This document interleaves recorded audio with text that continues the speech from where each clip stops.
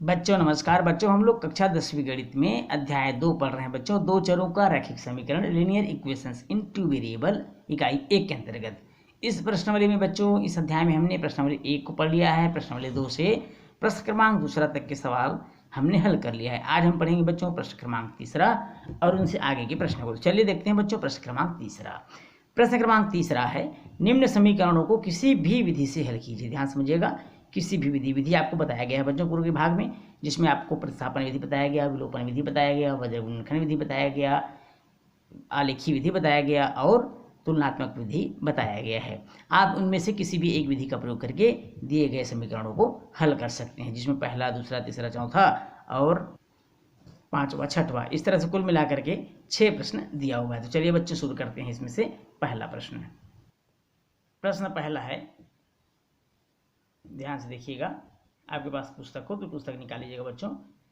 x ऋण y बराबर ऋण 1 पहला समीकरण, और दूसरा समीकरण है 3x ऋण 2y बराबर 12, ये दूसरा समीकरण दिया हुआ है। बच्चों आपकी किताब में विलोपन विधि और प्रतिस्थापन विधि पर ज़्यादा सवाल किया गया है, इसी पर चर्चा की गई है, इसलिए हम इन दोनों विधियों को लेकर चलेंगे। तो चलिए इसको हम विलोपन विधि से हल कर लेते हैं। कौन सी विधि से हल कर लेते हैं बच्चों? विलोपन विधि से। ध्यान समझिएगा, विलोपन विधि सबसे सरल विधि है बच्चों, इसको बहुत आसानी से आप समझ सकते हैं और इसमें से सवाल को आप जल्दी से हल कर सकते हैं। तो चलिए देखते हैं समीकरण पहला और दूसरा। समीकरण पहला और दूसरा को ध्यान से देखिएगा। समीकरण पहला x ऋण y बराबर ऋण 1 और दूसरा है 3x ऋण 2y बराबर 12, दो समीकरण दिया हुआ है। विलोपन विधि में बच्चों समीकरण पहला और दूसरा में x या y के गुणांक को बराबर किया जाता है। यदि आप x के गुणांक को बराबर करेंगे तो 3 का गुणा समीकरण पहला में और 1 का गुणा समीकरण दूसरा में करना पड़ेगा, और y के गुणांक को बराबर करेंगे तो 2 का गुणा समीकरण पहला में, जबकि 1 का गुणा समीकरण दूसरा में करना पड़ेगा। आप चाहें तो x को बराबर कर सकते हैं या y के गुणांकों को बराबर कर सकते हैं। तो चलिए हम y के गुणांकों को बराबर कर लेते हैं। y गुणांकों को जब हम बराबर करेंगे तब हमें लिखना पड़ेगा समीकरण पहला में 2 का व समीकरण दूसरा में 1 का गुणा करके, 1 का गुणा करके घटाने पर। अब घटाने पर और जोड़ने पर की कंडीशन कब निर्मित होती है बच्चों? जब चिन्ह समान होता है तो घटाने पर, और चिन्ह असमान होता है तो जोड़ने पर, जिसको आप बराबर कर रहे हैं, जिसके गुणांकों को आप बराबर कर रहे हैं। तो चलिए समीकरण पहला में हम 2 का गुणा कर देते हैं। 2x ऋण 2y बराबर ऋण 2 हो जाएगा, और दूसरा में हम 1 का गुणा कर देते हैं, अर्थात बिना परिवर्तन के उसको लिख लेते हैं बच्चों। 3x ऋण 2y बराबर 12, क्योंकि 1 का गुणा करने से कोई परिवर्तन नहीं होता। अब यहाँ पर घटाने वाले समीकरण को चिन्ह बदल जाता है, अर्थात धन है तो ऋण हो जाएगा, ऋण है तो धन हो जाएगा बच्चों, और धन है तो ऋण हो जाएगा। इस तरह से आप उसे घटा दीजिए। अब 2x में 3x घटाएंगे, क्योंकि 3x बड़ा है, तो यहाँ पर बचेगा ऋण x बराबर 12, और 2 का चिन्ह समान है बच्चों, यहाँ ऋण 2 है, ऋण 12 है, यह हो जाएगा ऋण 14। अब दोनों तरफ ऋण है, दोनों तरफ समान चिन्ह कट जाएगा, तो x बराबर कितना प्राप्त हो गया बच्चों? 14। ये हमारा x का मान हो गया। अब इस x के मान को हम किसी भी समीकरण में पहला या दूसरा में रखेंगे। x का मान समीकरण पहला में रखने पर, आप दूसरा में भी रख सकते हैं बच्चों, कोई दिक्कत नहीं। पहला में रख रहे हैं, x का मान 14 दिया हुआ है, तो 14 ऋण y बराबर ऋण 1, ये पहला समीकरण है। 14 ऋण y, अब हम 14 को पक्षांतर कर देते हैं बच्चों।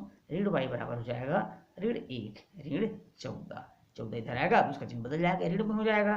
ऋण y बराबर हो जाएगा, समान चिन्ह है तो जुड़ेगा, ऋण 1 और ऋण 14 हो जाएगा ऋण 15। y बराबर हो जाएगा बच्चों, दोनों तरफ समान चिन्ह कट जाएगा, तो y बराबर कितना हो गया? 15 हो गया। ये 15 हमारा क्या हो जाएगा?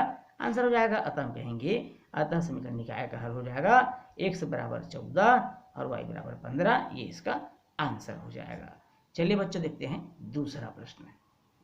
दूसरा प्रश्न है बच्चों, दूसरा x ऋण 2y बराबर 5 पहला समीकरण, जबकि दूसरा समीकरण है 2x ऋण 4y बराबर 6, यह है दूसरा समीकरण।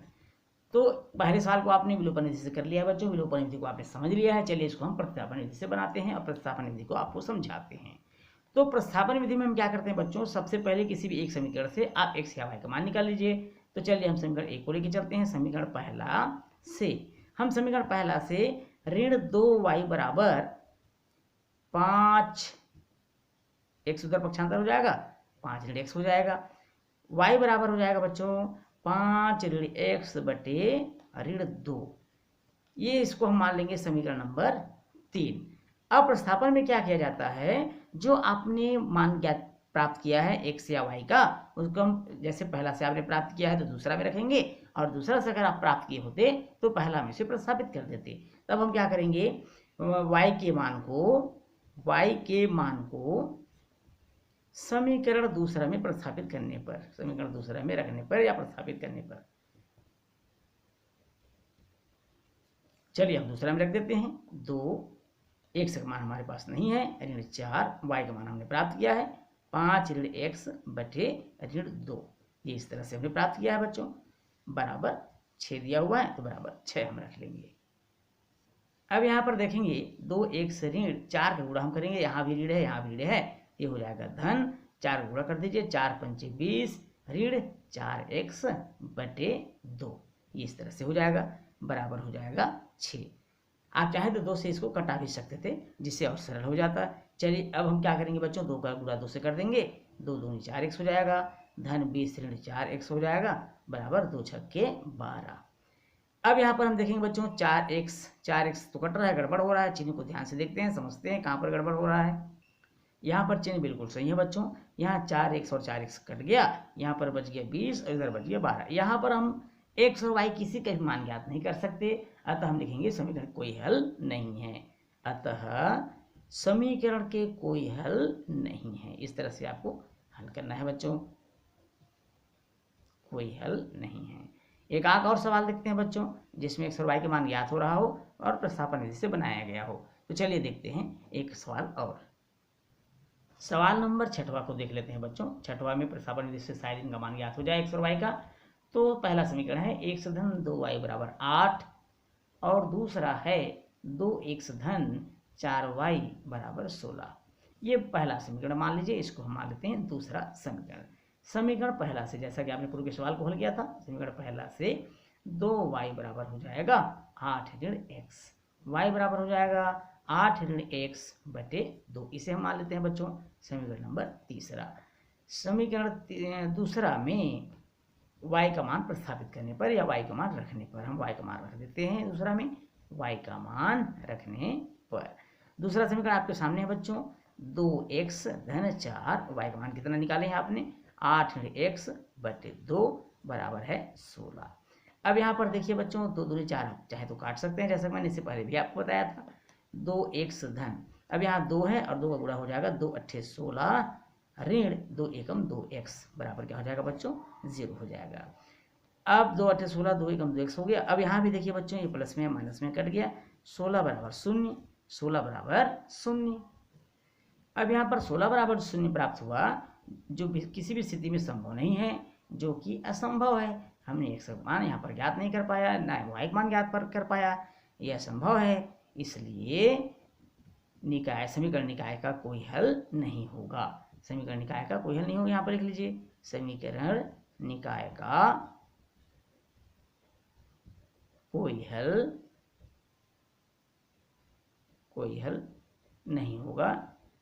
यहाँ पर ऐसा भी होता है बच्चों, कोई हल नहीं होगा भी लिख सकते हैं, और ये भी लिख सकते हैं क्योंकि इधर संख्या इधर बराबर है, 0 है, तो बराबर 0 आ जाए तो निश्चित रूप से अनंत हल भी प्राप्त हो सकते हैं। तो कोई हल नहीं होगा या अनंततः अनेक हल होंगे, अनंततः अनेक हल होंगे। तो ये हमारा हो गया इसका आंसर। तो इस तरह से आप समीकरण को हल कर सकेंगे। बच्चों यहाँ पर आपको 2 विधि बताया गया, ध्यान समझिएगा। हमने 2 विधि आपको बताया है। पहली विधि कौन सा बताया, पहली विधि हमने बताया आपको विलोपन विधि। बहुत अच्छे से समझ लीजिएगा विलोपन विधि को। इस सवाल को जो बताया गया आपको बार बार उसको रिपीट करिएगा, बार बार समझिएगा। जहाँ भी दिक्कत हो आप कमेंट्स करके पूछ सकते हैं या व्हाट्सअप करके भी पूछ सकते हैं। विलोपन विधि और हमने प्रतिस्थापन विधि आपको बताया। ये दोनों विधि निश्चित रूप से आपको बहुत अच्छे से समझ में आया होगा। कहीं भी डाउट हो तो निश्चित रूप से आप पूछ सकते हैं। समझने के लिए हम आपको दोबारा फिर इसको समझाएंगे। तो बच्चों आज की क्लास में बस इतना ही। फिर मिलेंगे आपसे अगली क्लास में नए प्रश्नों के साथ। तब तक के नमस्कार। और इससे पहले बच्चों की हम अगले क्लास में पहुँचें तो आप वीडियो अच्छा लगे तो वीडियो को लाइक और शेयर करिएगा, और चैनल में यदि नए हैं तो चैनल को सब्सक्राइब करना बिल्कुल नहीं भूलिएगा। बच्चों फिलहाल इतना ही, नमस्कार।